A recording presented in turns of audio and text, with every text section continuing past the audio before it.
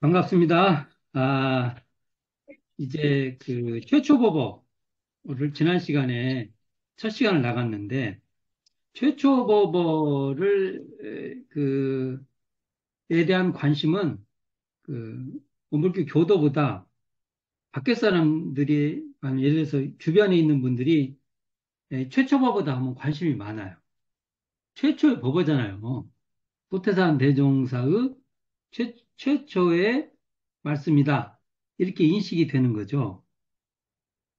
뭐, 예를 들어서 뭐, 순서적으로 최초는 아니겠죠. 뭐, 예를 들어서, 말씀을 한 것의 최초는 아니지만, 어떤 그래도 집회를 열어서 법문의 형식으로 대중에게 했던 그런 어떤 인상성이 있는 법설리로 보는데, 그때도 말씀드렸지만, 대각을 하시고, 한 두어 달 뒤인, 대각이 4월이면 한 6월, 뭐, 이 정도 하신 걸로 우리가 현재 알고 있어요.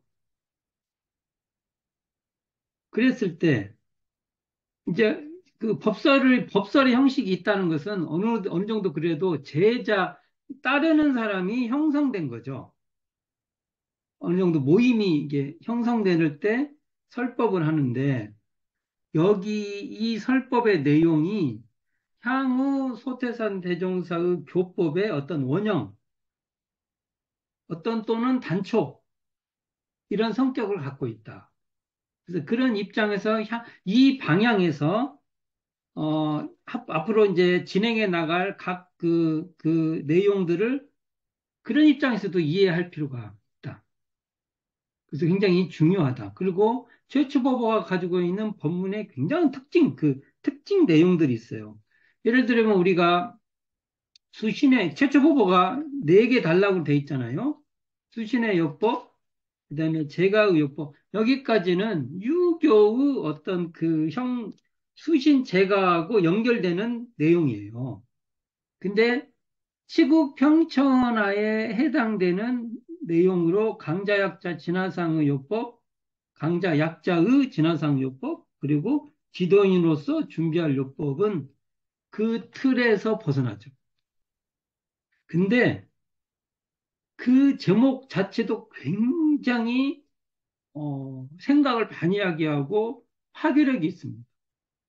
그게 강자, 약자라는 두 테마가 등장한다는 거죠. 이건 굉장히 세계사적 담론이에요.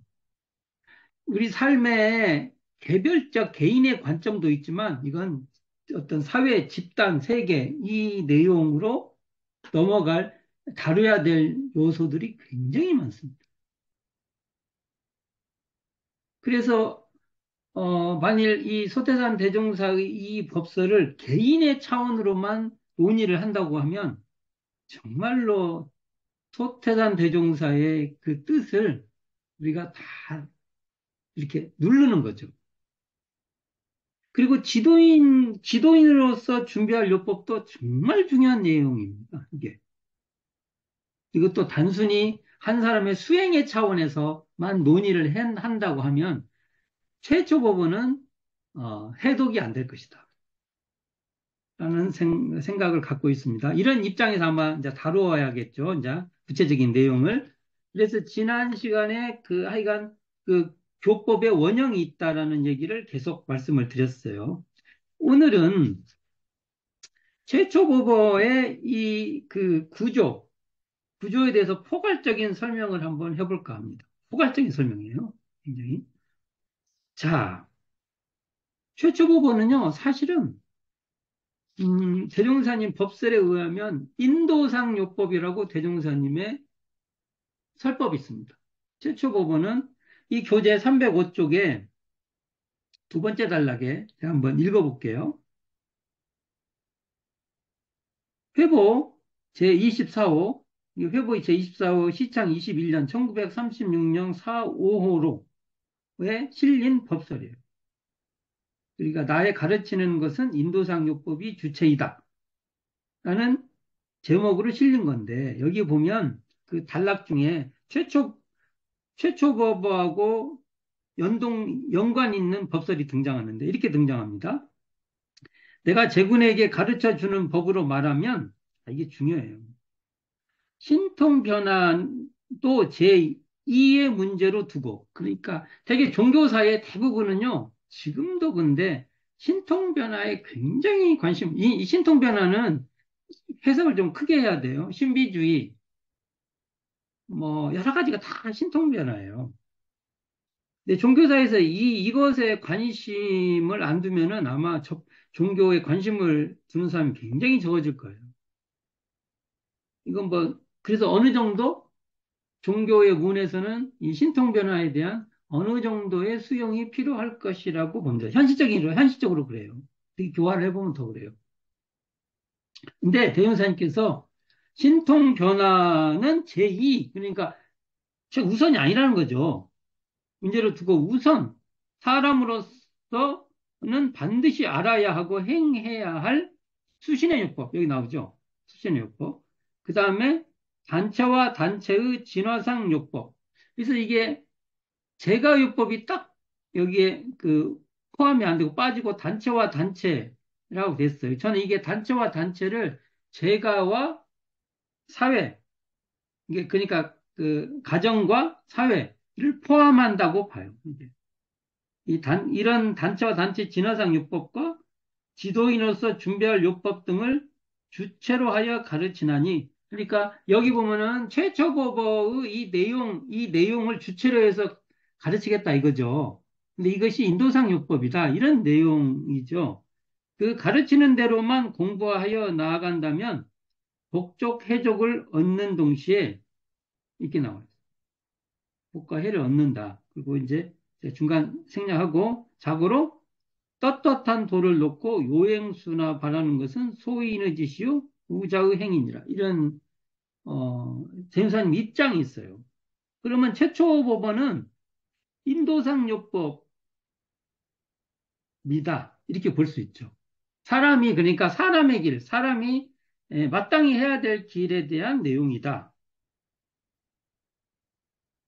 이런 지점을 최초 법원을 설한 내용도 우리가 잘 이해해야 한다고 보는 거죠. 왜 대행사님이 수신의 요법, 제가의요법, 강자학자 진화상의요법, 지도인에서 준비할 요법으로 구성된 최초 법어를 첫 설법으로 공식적 어떤 집단이 이루어진 데서 설법을 하셨을까? 이런 고민을 같이 해줘야 된다는 겁니다. 이 최초 법어를 논하면서 그 큰 그림 있죠. 이 큰 그림은 이게 대행사님께서 인도상 요법, 사람이 가야 될 떳떳한 길에 대한 논의를 하시기 위해서 이 말씀을 하셨다라는 전체적 큰 그림에 대한 논의가 있어야 된다고 봅니다. 그때 우리 현재 대종경에 인도상 요법에 대한 법설이 등장해요. 근데 여기에 최초 법어의 말이 빠진 거에 대해서는 조금 아쉬워요. 그 인도상요법을 논할 때 대종사님께서 최초 법어를 강조했다는 것을 우리가 다시 한번 우리가 다시 이게 좀 이렇게 그것을 부각시켜서 얘기를 할 필요가 있다. 이런 말씀을 드려봅니다. 자, 그리고 최초 법어는요, 전통적 논리로 보면은 최초 법어가 수신의 요법, 제가의요법, 강자약자의 진화상의요법, 그다음에 지도인에서 준비할 요법 이렇게 돼 있잖아요. 그러면 그 우리 과거의 논의로 보면 수신제가 치국 평천하 이렇게 돼 있어요.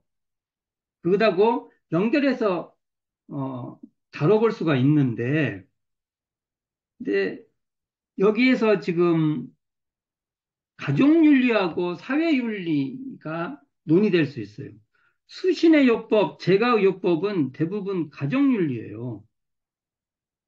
그 다음에 치국 평천하는 뭡니까? 예, 이제 이게 사회윤리라고 우리가 일단 말해볼 수 있죠. 그때 이 관계가, 기존의 관계는 가정윤리가 형성되지 않은 사람은 사회윤리를 말하는 것은 도덕적으로도 마땅치 않다. 뭐 이게 기본 논의예요.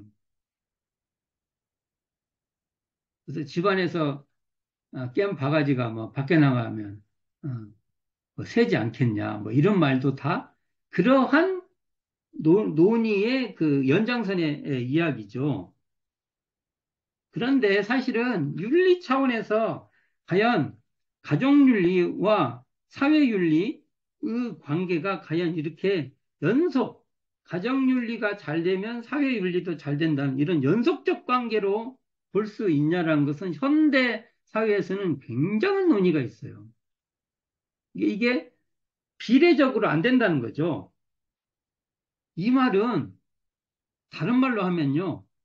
개인 수양을 잘했다고 해서 꼭 어떤 사회적 역량이 커진다라고 장담을 못 하는 겁니다. 이게 이제 지금 저희들이 그 풀어야 될 숙제 중 예, 하나인데, 그러니까 이 관계, 마치 이게요, 지금은 옛날에는 이 가족윤리와 사회윤리가 연속되냐, 불연속 관계냐, 이거 연속되는 거야. 가족, 자, 가족윤리에 개인윤리를 포함시킵니다. 개인윤리를. 제가 이제 그리고 사회윤리에는 이제 국가, 세계윤리까지를 포함하는 거예요.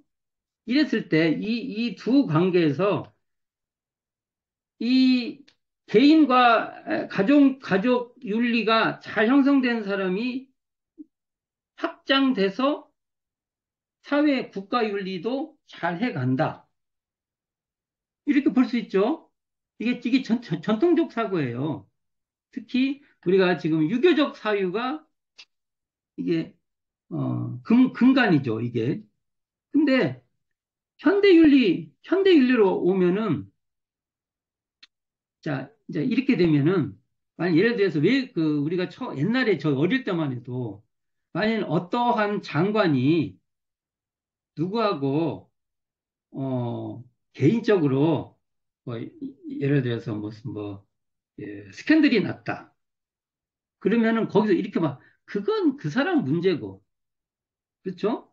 이 장관직의 원칙이 있잖아요, 원칙. 이것을 제대로 수행했냐, 그것만 봐요. 그지? 그건, 만약 두 사람의 문제라면 두 사람이 서로 법정에서 서로 다툴 문제지. 이것 때문에 이 사람 이거 하면 안 돼. 이걸 그렇게 심각하게 안 봐요. 우리나라는 비교적, 어느 정도, 이게 과거와 같진 않지만 어느 정도 선에 있죠. 어느 정도 선에 있죠. 그래서 지금은 불연속의 가운데 반도체가 하나가 끼어듭니다. 반도체는 어느 때는 통과시키고, 어느 조건은 통과시키고, 어느 조건은 통과 안 시키고 그러잖아요. 제가 그렇게 알고 있어요. 반도체가. 그래서 지금 윤리에도 그, 반도체 같은 윤리가 필요한 거예요. 예. 맥락에 따라서 어떨 때는 개인윤리, 가정윤리가 더 강조돼야 될 때가 있고, 어떨 때는 사회윤리, 국가윤리가 더 강조돼야 할 때가 있고, 이 넘나드는 관계도 그렇다는 것이죠. 훨씬 복잡한 사회 속에서 우리가 살고 있습니다. 그러면 이런 좀 더 중첩적이고 복잡하고 다면적인 이런 윤리에 과연 최초 법원은 타당한가?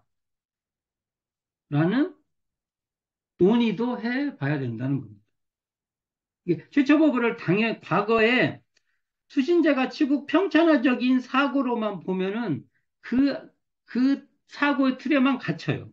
그래서 좀 더 현대 문제, 현대 윤리의 이 문제도 해결할 수 있는 그런 시각으로 봐야 된다는 것이죠. 그러니까 현대 사회가 아까도 말씀드렸지만 중첩적이고 다면적이고 또는 굉장히 일관적이지 않고 어느 때는 이러고 어느 때는 저러고 이런 문제가 있다는 거죠. 이 문제에 대해서 마치 비유를 한다면 우리가 반도체 같은 윤리, 너 전도체야. 너 비, 뭐야, 비전도체인가? 그러니까 뭐야, 이렇게만 구분해가지고는 현대 윤리를 접근할 수가 없다는 거예요. 나는 반도체야. 어떨 때는 연결도 되고, 어떨 때는 단절도 되고, 어떨 때는 부분적으로만 연결되고, 그렇죠? 부분적으로. 과연 이러한 윤리관을 받아들일 수 있나요? 어떻게 보면 이것은 굉장히 뭐냐면은, 넌 왜 이랬다 저랬다 해. 이렇게 볼 수도 있는 거죠. 그러나 그것을 살펴보면 나름대로의 어떤 원칙도 있는 거죠. 그래서 이게 반도체적인 윤리관이 그 현대사회로 앞으로 미래사회로 갈수록 더 더 많이 필요로 할 것인데 이때 최초 보고는 그 문제를 해결할 수 있을까? 이런 것입니다. 한번 살펴봅시다. 우리가 이 연속, 비연속이라는 이 대립에서 반도체적인 그 관계를 과연 상정할 수 있을까? 또는 중첩적이고 아까 다면적이고 또 혼용적이고 또 어떨 때는 그 뭐죠? 그 상황성이 강한 그런 사회에 적합한 가치관을 최초고보는 제공해 줄 수 있을까? 이런 거죠. 좀 더 살펴봅시다. 음, 수신을 잘하면, 수신을 잘하면 재가와 치국을 잘할 수 있죠. 그래야죠. 그래야 수신을 하죠. 수신을 잘한 사람이 재가와 치국을 잘할 수 있어야죠. 그러나 또 한편으로는 반드시 잘한다고만 또 할 수도 없다는 것이죠. 제가 이렇게 다면적이고 상황적이라는 얘기를 이런 거예요. 자, 또 봅시다. 수신이 좀 부족했는데 재가와 치국은 수신에 비해서 훨씬 잘한다는 것을 설정할 수 있냐 이거죠. 아니, 집안에서는 버지 역할을 부모 역할이 별론데 회사에서의 역할은 굉장히 잘해요. 리더십도 있고 이런 것이 설정이 될 수 있나요? 지금 그런 경우가 많죠. 많죠. 지금 생각보다 많죠. 그러면 우리가 아니 수신도 안 된 사람이 뭐 수신이나 잘해라 이렇게만 말할 수 없는 거잖아요. 지금. 근데 또 반대도 됩니다. 현대 사회인데 사람이 어떨 때는 사회 운동을 했던 사람 중에 처음에는 굉장히 많은 사람 대중에게 도움이 되는 행동을 하다가 시간이 지나면 변절을 해버려요. 이럴 때는요, 그 사람이 사회적 역할에 뛰어남이 있는데 그 사람의 수신에 해당하는 사람됨의 훈련이 부족하니까 이게 갈수록 변질돼 버립니다. 그 말은 무슨 말이냐? 수신이라는 근본 수행이 안 된 사람은 위태하다는 거예요. 이것도 말이 되는 거죠. 이게. 그러니까 그냥 일방적인 관계가 아니라 서로 막 이 쌍방적으로 연결된 그러한 관계 속에 있다는 거죠. 세상 일을 잘한 뭔가 뭐죠? 사회와 어떤 그 이런 단체의 그 리더십, 역할이나 리더십을 잘한 사람은 사람일수록 사람이지만 그것에 버금가게끔 사람됨이라는 그 수신, 마음 공부라고 좁혀서 말하면 수신을 하지 않으면은 위태하다는 겁니다. 그렇다고 수신만 한다고 그러니까, 어, 가정이나 단체나 이런 운영을 다 잘 된다. 그렇지 않아요. 수신은 기본이지만 이건 나름대로 공부를, 적공을 쌓아야 되는 그런 중첩적 관계가 있다는 거예요.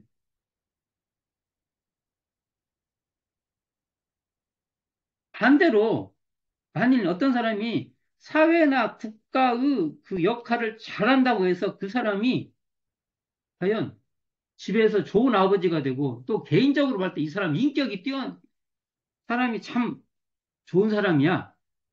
사람이 뭔가 그 사람 보면 배울 때 그렇지 않은 사람도 많습니다.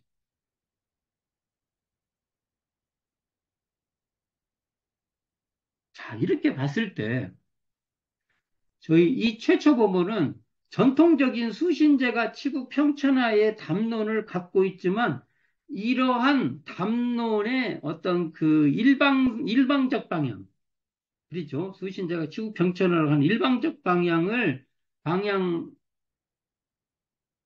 문제점을 포괄하고 있다. 그래서 최초 법원은 굉장히 수신의 요법, 제가의 요법, 강자학자 진화상 요법, 지도인을 준비할 요법이 쌍방적이다. 왔다 갔다 서로. 이렇게 구조를 이해하고 봐야 된다. 제가 이건 굉장히 아주 중요한 문제. 이게 처음에 이 수신의 요법을 바라보는 시각을 말하는 거니까. 어떻게 바라보냐에 따라서 이것을 바라보는 그 모습이 달라져요.